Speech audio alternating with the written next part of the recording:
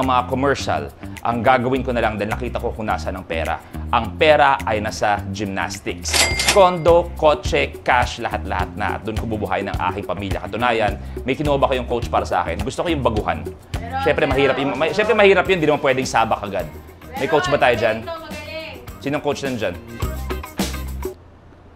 Carlos Yulo agad? Agad? Papatayin niyo ba ako? Ikaw ba kinuha? Yes po. Yan. Tapos angat ka ulit. Tuloy-tuloy. Kita ba yun?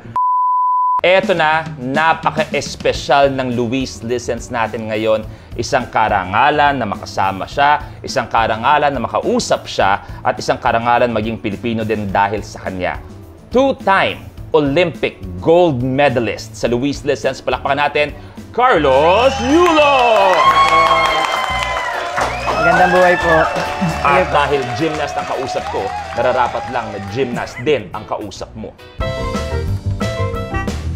Nalilitan ka ba sa akin? Hindi po. Kanya nga po.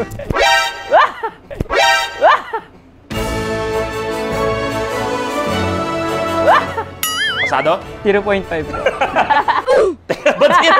Teka, bakit naman 0.5 agad-agad? Unang-una, congratulations sa iyo. Alam namin kung gaano mo pinaghirapan lahat ng yan. Pero nung nagkaroon na ng finality, giniginaw ako. Nung nagka-finality na two-time Olympic gold medal, ano ang pakiramdam? Yung una, hindi po talaga siya nagsisink in po talaga sa akin. Lalo na yung medyo kabado pero at the same time, lessen na yung stress kasi tapos na yung floor exercise po. Ano yung iniisip ng isang athlete, much more a gymnast, habang ginagawa mo yung routine mo? Kasi syempre, babuelo ka, tapos gagawa ka ng from your cartwheel, mag-backhand ka, tapos yung pinaka-peak, di ba? Yes. Kasi dapat full concentration ka. Ang pangit naman, nung doon sa pinakamataas, biglang, ay, naiwan ko yung gripo nakabukas. Tapos itutuloy mo. Di ba? Andit, seryoso, ano yung state of mind mo nun? Bago ako tumira, nakita ko na yung score ng kalaban. Medyo napamura nga po. Parang seryoso. Hindi ka na maisip na nagmumura. Parang hindi ko maisip. O tapos? Parang sabi ko na lang, focus na ako sa sarili ko. Yung pinakasimple lang po yung iniisip ko. Kung saan yung pinaka-importanteng punto, doon po ako nagpo-focus. Okay. Kasi parang, syempre, pag pinapanood mo, iisipin mo, pukpukan yun all throughout. Yes. 100% yun all throughout. So ikaw, kalkulado pa rin lahat ng yun. Yes po, yes po.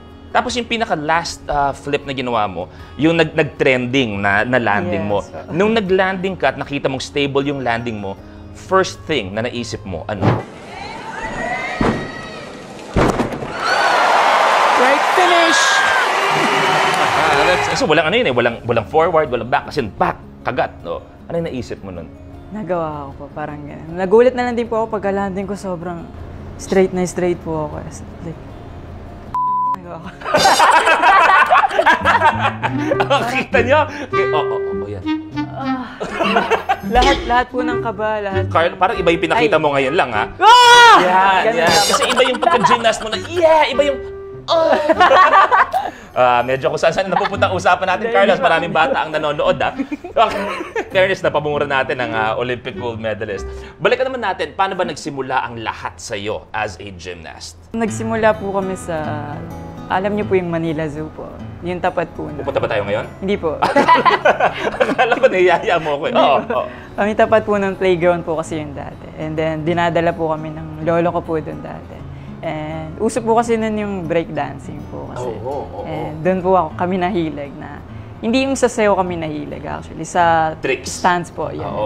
Then doon po nagsimula lahat. And may nakapagsabi sa amin po na, ba't hindi daw po kami sumali sa gymnastics po. Siguro nakatulong ba na nagsimula ka sa nung bata? Kasi pag bata ka, mas buo ang loob mo eh. Yes. Na gumawa ng mga tricks, 'di ba? Usually sa mga ganyan, gulong na nga lang ginagamit nila o hindi lupa, 'di ba? Di ka ba na-discourage noon pag bata ka, pag hindi maganda, pag medyo sumemplang ka?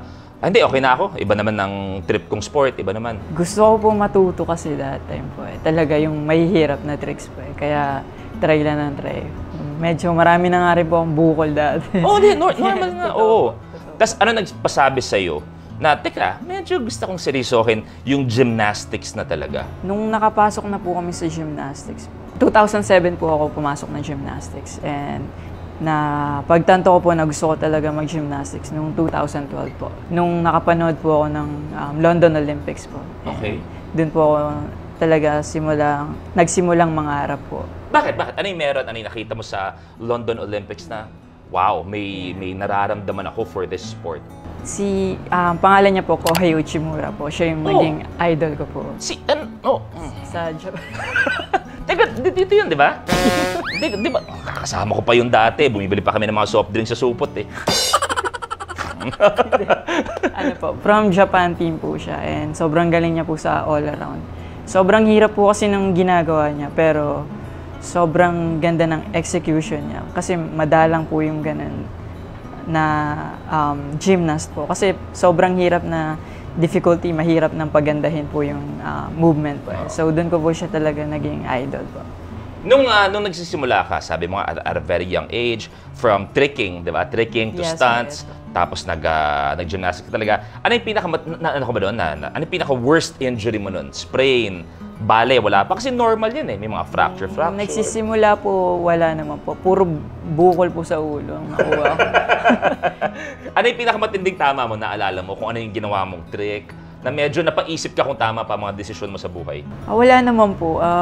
Puro yung pinipili ko, mga gusto kong trick po kasi. Kaya doon ka nag-ano. Kwento, ano ang training or ano ang routine ng isang athlete, much more isang Olympic class na athlete?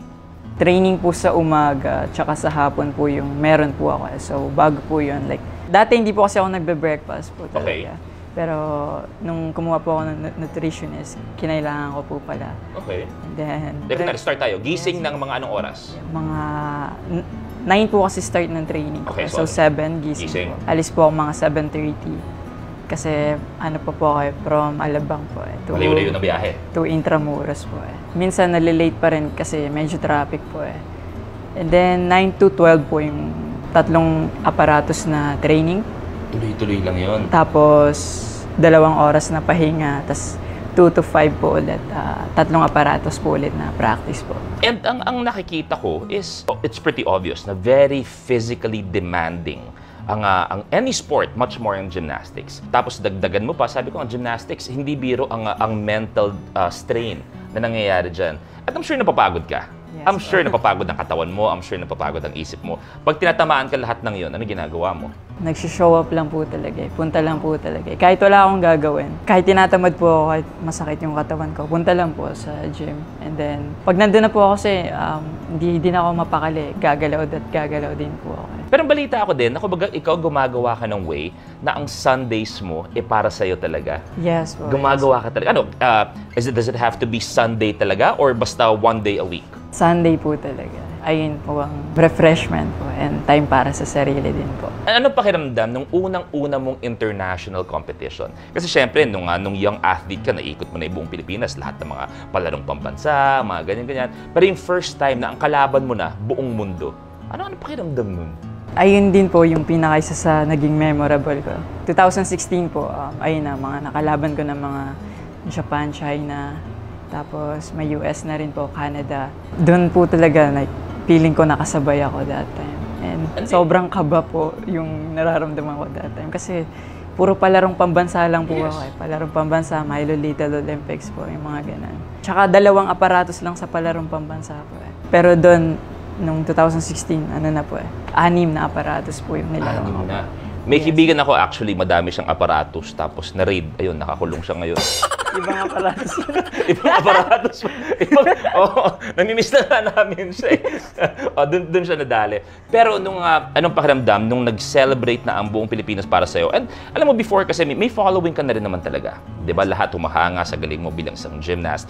Pero yung nakita mo na times 1 million, yung dami ng paghanga sa'yo. At ikaw, kumbaga, pinaano mo mga bata ngayon. Kasi, aminin naman natin na ang Pilipinas, nakaikot ang sports natin sa basketball. Aminin natin yan. Aminin naman natin na, kumbaga, nakikita natin, yun palagi ang nabibida. Kaya nga, nagulat tayo lahat sa ginawa ni Miss Heidi Lin, di ba? Nakita natin. At ginawa mo rin. At yung ginawa kasi ni Carlos for Gymnastics, hindi lang para